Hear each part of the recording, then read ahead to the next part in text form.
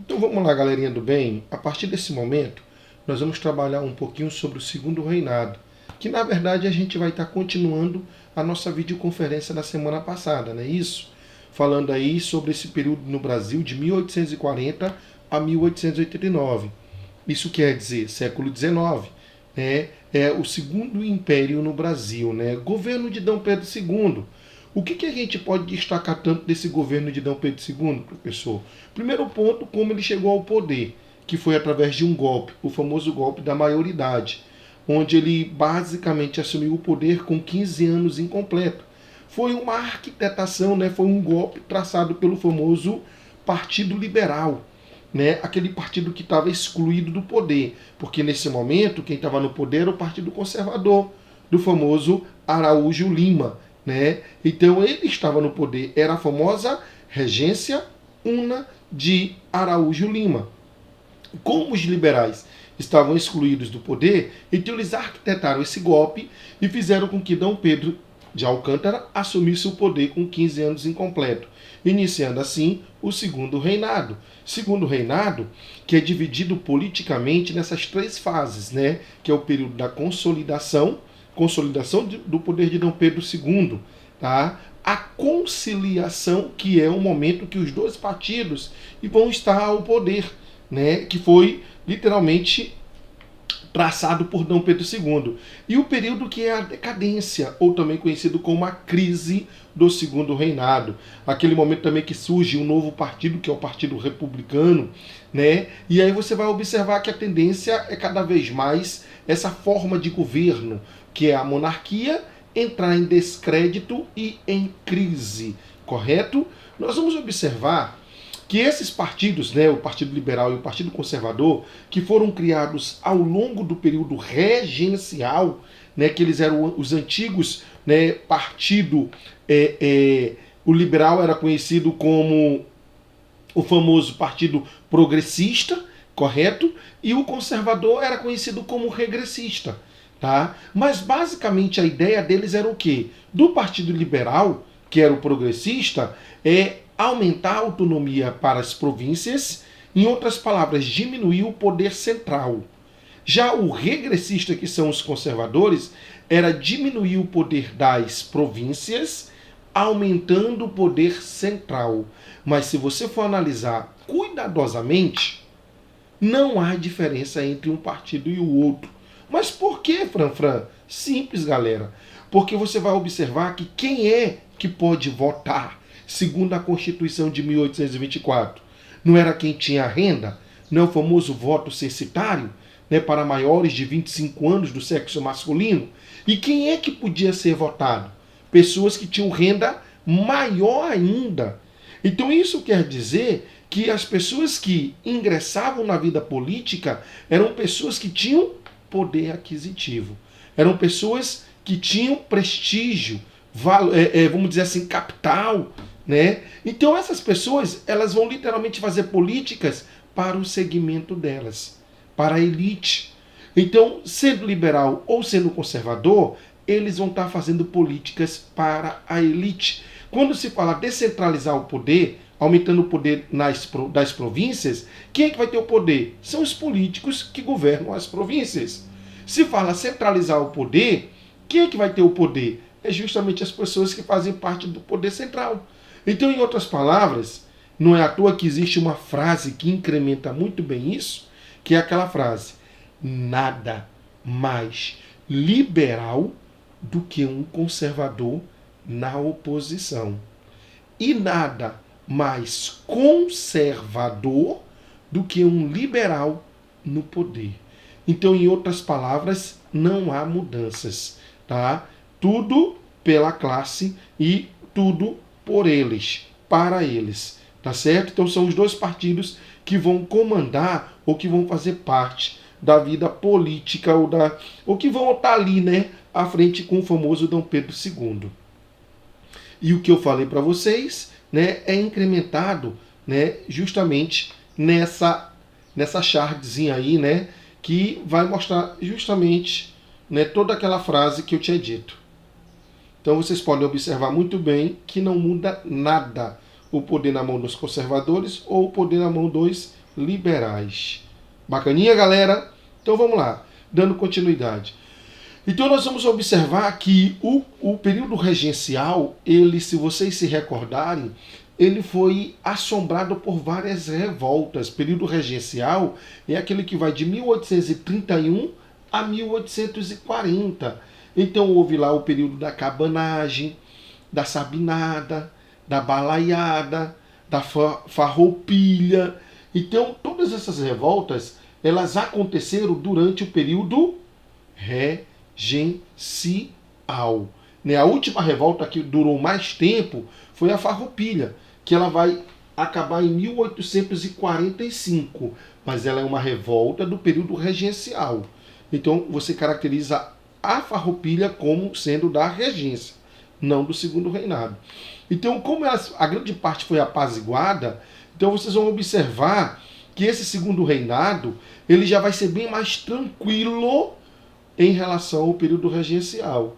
A única revolta que aconteceu no segundo reinado é aquela que aconteceu em Pernambuco, que é a conhecida Revolta Praieira do ano de 1848. Foi a única. Todas as outras que eu citei, período regencial. Tá? E aí nós vamos observar aí essa imagem de Dom Pedro II, que é um cara, uma pessoa jovial, né? Nessa imagem, mas sempre um cara barbudo. Você não vai encontrar uma imagem de Dom Pedro II sem a barba, né? Porque isso tem uma simbologia muito grande, né? Então essa barba aí que o envelhece muito, né? Então ele é envelhecido por essa barba. Então você tem que destacar muito bem aí que tem uma simbologia. É a simbologia da crise do segundo reinado, da crise da monarquia. Então é por isso que você não vai encontrar uma imagem de Dom Pedro II novinho.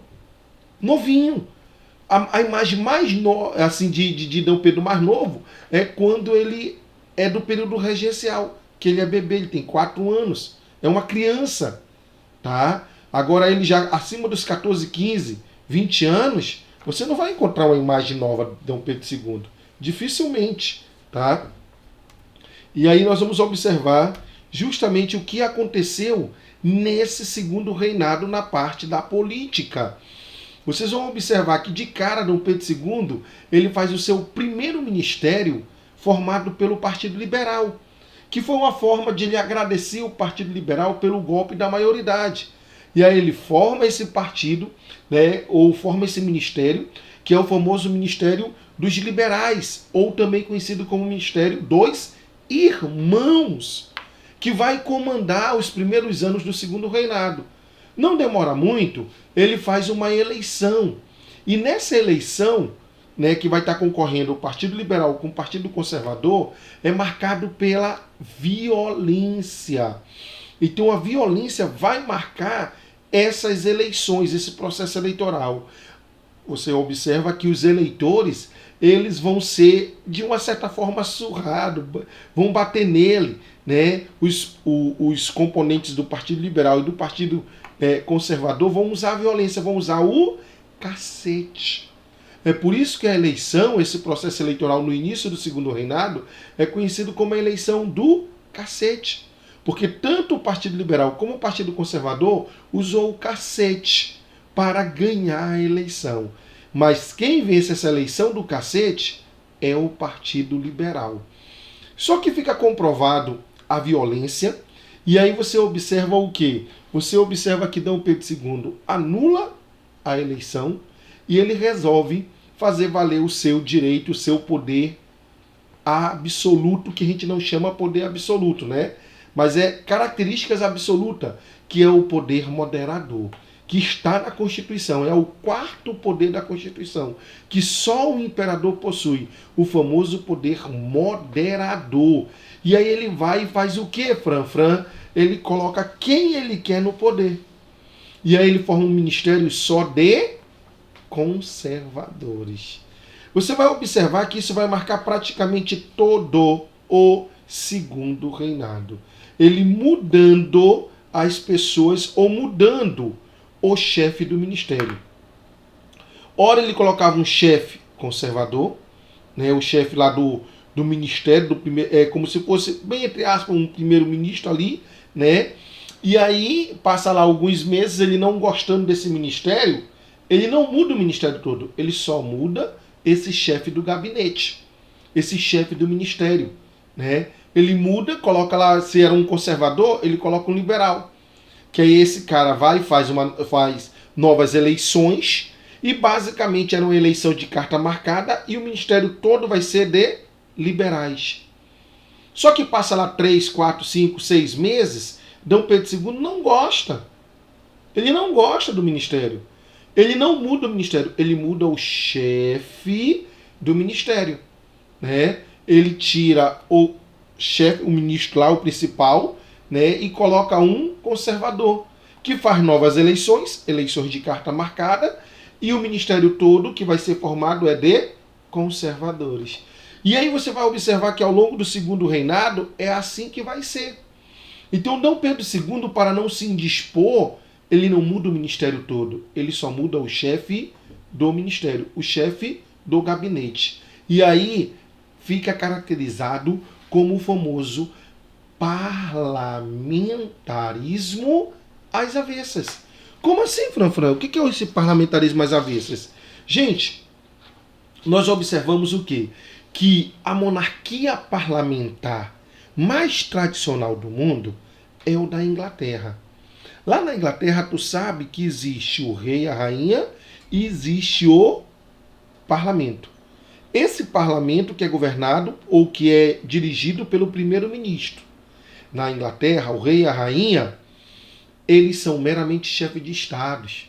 Eles não governam interna e nem externamente a Inglaterra. Então eles não interferem na política interna nem na política externa. Quem faz isso é o primeiro-ministro através do parlamento. Então quem realmente governa é o primeiro-ministro na Inglaterra. Já no Brasil, não. No Brasil é às avessas, é o contrário.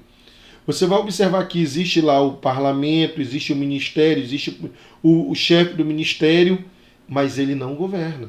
Quem governa é o imperador através do poder moderador. Ele troca o chefe dos ministros a hora que ele bem entende. Compreenderam? E é por isso que ficou conhecido como parlamentarismo às avessas, porque é o contrário do mais tradicional, que é o da Inglaterra. Lá o rei e a rainha não mandam. Aqui no Brasil quem manda? É o imperador através do poder moderador. E como eu bem disse a vocês, né, aí vocês vão observar que a Revolução Liberal de 1842, que acontece lá nas províncias de Minas Gerais e São Paulo, encabeçada pelos liberais, é esse conflito que acontece, que faz parte da política interna, né? A Revolução Praieira, que aconteceu lá em Pernambuco, no Nordeste brasileiro, é a única que realmente, vamos dizer assim, assolou o segundo reinado e que fez parte do segundo reinado, é a única. Depois disso, uma paz generalizada durante o segundo reinado. Em outras palavras, Dom Pedro II fez valer o seu poder na Revolução Praieira. Tá? Professor, o que nós vamos observar aí, né, nessa política interna? Aqui nesse slide vocês estão observando o que a gente já comentou com vocês. Até eu chegar lá na Revolução Praieira, para que vocês entendam melhor que lá também foi um conflito entre esses partidos, né? E aí o Partido Liberal, quem faz parte, né, que são profissionais liberais, urbanos, latifundiários ligados à produção para o mercado interno. Né, os conservadores, grandes comerciantes, latifundiários ligados ao mercado externo, né, sem divergências ideológicas. Disputavam o poder, mas convergiam para a conciliação. Ambos representavam a elite ou as elites econômicas, como já foi dito para vocês. Né? E aí o que eu já coloquei para vocês, nada mais conservador do que um liberal, né, nada mais conservador do que um liberal no poder. E nada mais liberal do que um conservador na oposição. Tá? Luísias e Saquaremas. Então é para vocês perceberem. E aqui é um resumo breve do que a gente chama da Revolução Praieira, que aconteceu no final da década de 50 do século XIX, já disse, em Pernambuco. Gente, Pernambuco, vocês sabem que sempre foi um foco de revoltas. Se a gente for fazer aí um parâmetro, uma análise, né, da história do Brasil, desde o período colonial até esse momento, nós vamos observar que lá em 1645 a 1654, aconteceu a insurreição pernambucana, aquela que expulsou os holandeses do Brasil. Primeira. Nós vamos para o século XVIII, 1708, 1710, até 1712, a Guerra dos Mascates, Recife contra Olinda. Nós vamos para 1817, Revolução Pernambucana, a última revolta separatista antes da independência do Brasil. Em 1824, já no primeiro reinado, como já foi explicado para vocês, aconteceu a Confederação do Equador, né, que se espalhou pelo Nordeste brasileiro, províncias próximas da linha do Equador, encabeçadas por Pernambuco. E agora, a Revolução Praieira. Essa, em outras palavras, é a quinta revolta de grandes proporções em Pernambuco. Onde é que o senhor quer chegar com isso, professor? Simples, gente. Que Pernambuco sempre foi um foco, que o pernambucano já é o quê? Um caba revoltado de natureza. Então, se você parar para pensar, a tendência é que o Partido Liberal seja mais forte. O Partido Liberal. Então, o Partido Liberal, né, que é aquele partido que fica na Rua da Praia. Olha só. Partido Liberal, aquele que fica na Rua da Praia, lá em Pernambuco. Esse partido sempre esteve no poder lá em Pernambuco. Sendo que nós vamos observar que a grande parte das terras de Pernambuco estavam na mão de quem, professor? Basicamente de uma família. Tá? Então, uma família só era dona de praticamente todas as terras em Pernambuco. Então aí já gera o quê? Já gera, de uma certa forma, revolta da população. Então existia terras, mas não era dividida. Então, como foi colocado bem aqui, concentração fundiária, quer dizer concentração de terras. A grande parte das terras estavam na mão de uma família só e que a população não participava disso. Segundo ponto, o comércio de Pernambuco estava nas mãos dos portugueses, dos famosos portugueses. Então nós já estamos aí, gente, basicamente, há quantos anos da independência do Brasil? Nós vamos ver aí que já se passaram 22 dá 8, 26 anos da independência do Brasil. 26 anos da independência do Brasil se passaram. E mesmo assim, quem está no poder em Pernambuco era os portugueses. Quem mandava no comércio eram os portugueses. Isso gerava um descontentamento geral, devido ao poder econômico estar na mão dos portugueses. E aí nós vamos observar que pessoas como Nunes Machado, Pedro Ivo, Borges da Fonseca, pessoas ilustres que fazem parte da sociedade, pessoas que fazem parte da mídia, dos meios de comunicação lá em Pernambuco, já começaram a incitar, a incentivar as pessoas a se rebelarem. Então tu já tem que destacar isso. Tá legal? E aí nós vamos observar que quando o governador da província, o famoso Chichorro da Gama, tá? Quando o Chichorro da Gama, que era conservador, que era liberal, sai do poder, é trocado por Ferreira Pena, tá? Herculano Ferreira Pena.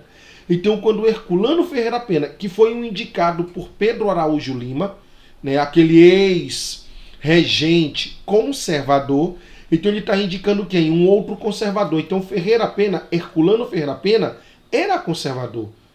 E ele resolveu, né, isso Dom Pedro II fez valer o seu poder moderador e colocou como presidente da província de Pernambuco Herculano Ferreira Pena. Sai Chichorro da Gama, que era liberal, e entra um conservador.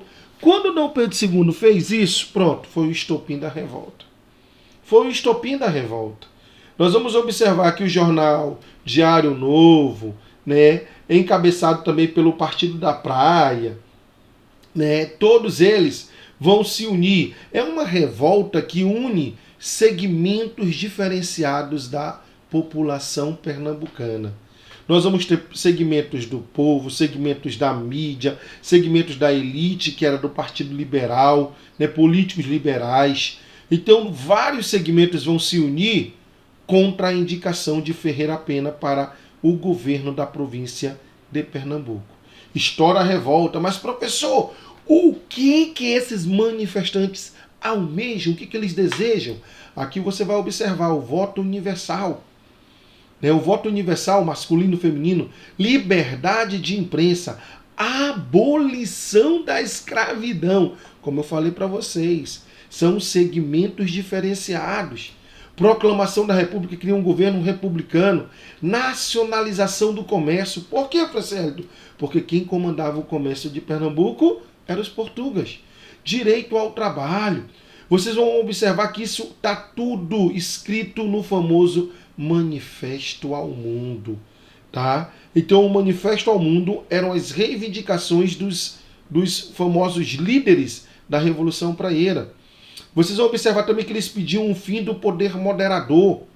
Tudo isso faz parte do Manifesto ao Mundo. Essa revolta que vai estourar lá em Pernambuco, que não vai lograr êxito. Dom Pedro II vai fazer valer o seu poder. Ele vai acabar com essa revolta, tá? Ele acaba com essa revolta e faz valer o seu poder. Por quê? Como é que o senhor afirma isso, professor? Porque essa foi a única revolta de todo o segundo reinado. Então, de todo o segundo reinado, foi a única revolta que aconteceu. Depois dessa, foi um período de paz em todo o segundo reinado. Então, Dom Pedro II não teve mais com o que se preocupar internamente com relação a revoltas. Então, quando se fala em política interna, é tudo isso que eu acabei de descrever e explicar para vocês. O parlamentarismo às avessas, Partido Liberal, Partido Conservador, a eleição do cacete, a Revolução Praieira. Bacana, gente? Até aí alguma dúvida?